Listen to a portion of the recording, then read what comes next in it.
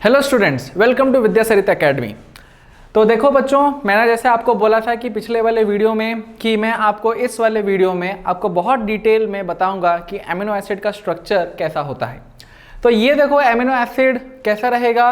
तो लास्ट वाले वीडियो में जो मैंने बनाया था वो स्ट्रक्चर कैसा था? वो स्ट्रक्चर ऐसा था कि R था, यहाँ पर हो गया था CH, यहाँ पर लिखा था COH और नीचे लिख दिया था हमने क्या?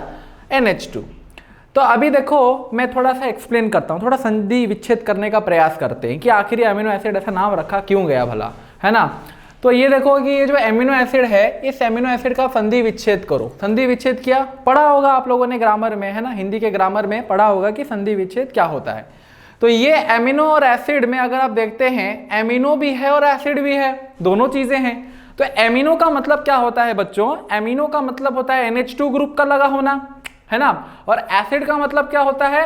एसिड का मतलब होता है कि कार्बोक्सिलिक एसिड का ग्रुप लगा होना।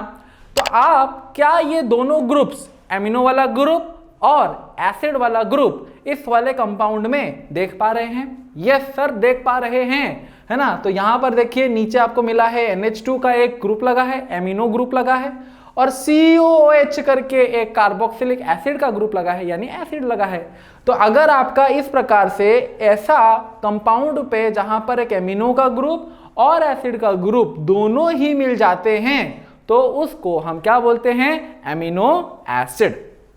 पहला चीज क्लियर हो गया कि एमिनो एसिड किसको बोलते हैं। अच्छा, अब देखो दूसरा चीज हमको यहां पर सीखना है। क्या दूसरा चीज यहां पर सीखना है? कि ये जो कार्बन आपको दिख रहा है, अच्छा यहां पर देखिए ये कार्बन के ऊपर अगर मैंने H लगा दिया, H, C, COH, NH2 और R, क्या आप देख पा रहे हैं कि कार्बन के 4 हाथ हैं? यस। और चारों ही हाथों में अलग अलग चीजें रखी हुई हैं जी, यस।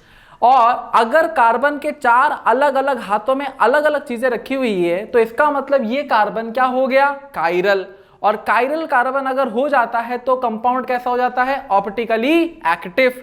तो अगर ऑप्टिकली एक्टिव हो जाता है, लेकिन क्वेश्चन पूछा जाएगा कि दोस्तों आप एक ऐसे प्रोटीन का नाम बताइए जिस कि कायरली सेंटर उसके अंदर नहीं है और वो ऑप्टिकली इनएक्टिव है, तो आप पूरे सोच में पड़ जाओगे ऐसा कैसा कौन सा कार्बन मतलब प्रोटीन आ गया जो एमिनो एसिड जिसमें है वो एकदम ऑप्टिकली इनएक्टिव है। तो जरा ज्यादा सोचिएगा मत, आप सिंपल सा ये चीज देखिए कि ये जो R है ना, R, अगर इस R की जगह H लिखा होता, अगर इस R की जगह H लिखा होता तो क्या ये जो कार्बन की कायरलिटी डिस्ट्रॉय नहीं हो जाती?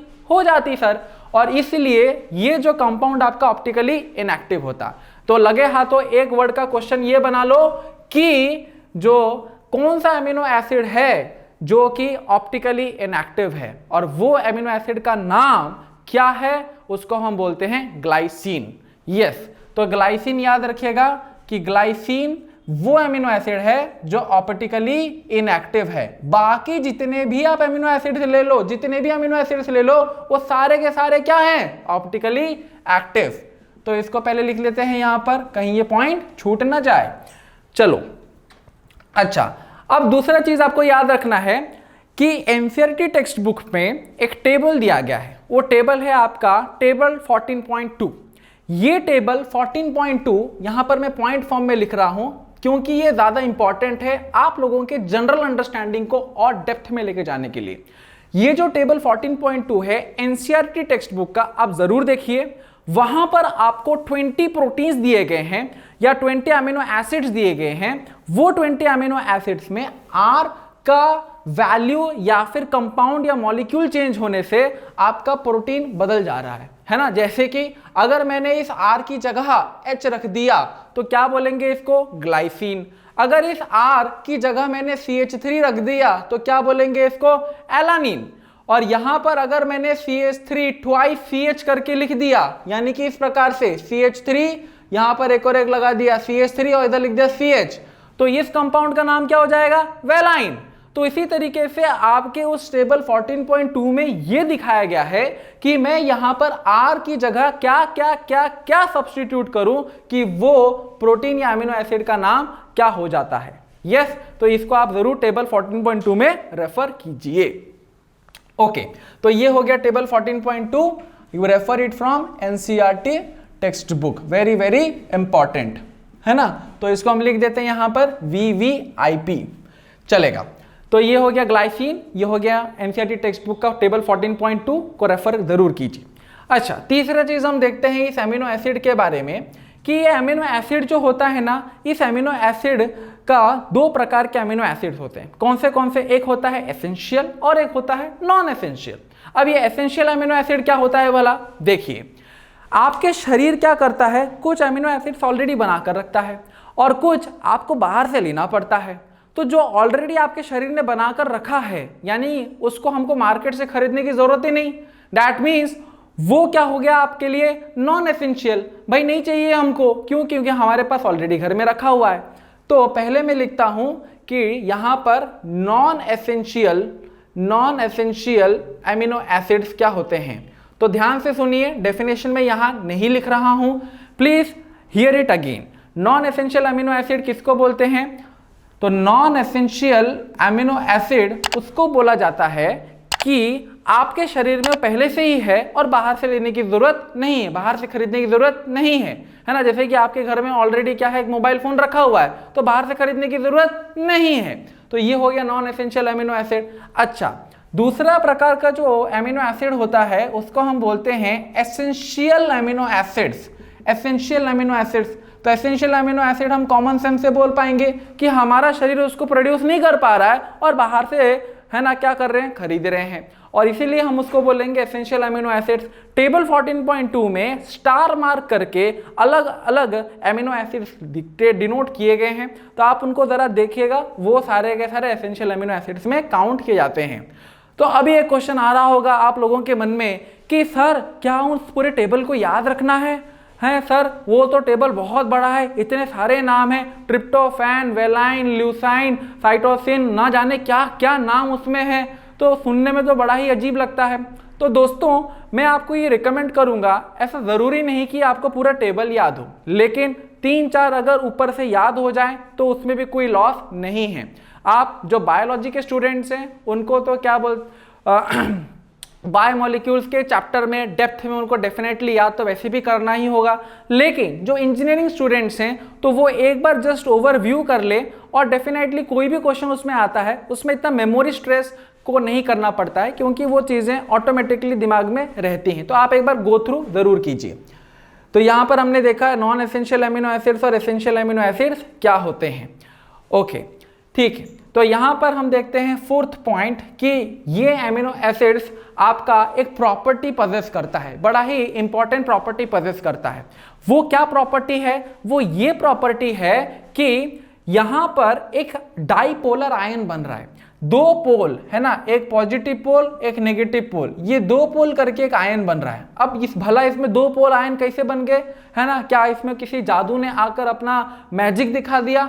नहीं, यहां पर देखो क्या है, एक देने वाला है एक लेने वाला है ना, एक देता है एक लेता है, दुनिया वैसी ही बनी है, कोई देता है तो कोई लेता है। तो यहां देने वाला कौन है बच्चों? बोलो COH है ना। तो ये जो COH है ये कू करके क्या करता है, H दे देता है, और जैसे ही उसने H दे दिया तो ये माइनस बन गया, H+ निकल आया। तो यहां पर NH2 के ऊपर क्या था, लोन पेयर। बोला वाह, कई सालों से मैं भूखा बैठा हूं और ये H+ आज दिख गया। तो जैसे वो H+ को देखता है अपनी तरफ तुरंत खींच लेता है, और तुरंत खींच के ये NH2 क्या कर लेता है, NH3+ बन जाता है। आप तो जानते ही होंगे कि नाइट्रोजन के अगर चारों तरफ 4 बॉन्ड आ गए तो प्लस वैसे ही आ जाता है। केमिकल बॉन्डिंग के चैप्टर में ये N के ऊपर प्लस कैसे आया करके चीजें बताई जाती हैं, तो मैं यहां पर नहीं ध्यान से वो चीज को फोकस करूंगा। तो हम देख पा रहे हैं कि अरे देखो ये तुरंत क्या हो गया, ये एमिनो एसिड में तो COH CO- में बदल गया, NH2 NH3+ में बदल गया। तो देखो डाइपोलर हो गया कि नहीं, मैजिक हो गया।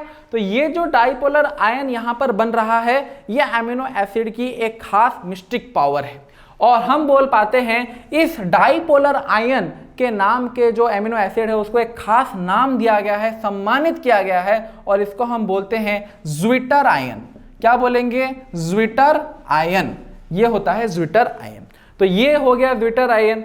अच्छा, ये जो एमिनो एसिड्स आपको दिख रहा है ना, इस एमिनो एसिड में एक एमिनो ग्रुप भी है, एक COH ग्रुप भी है।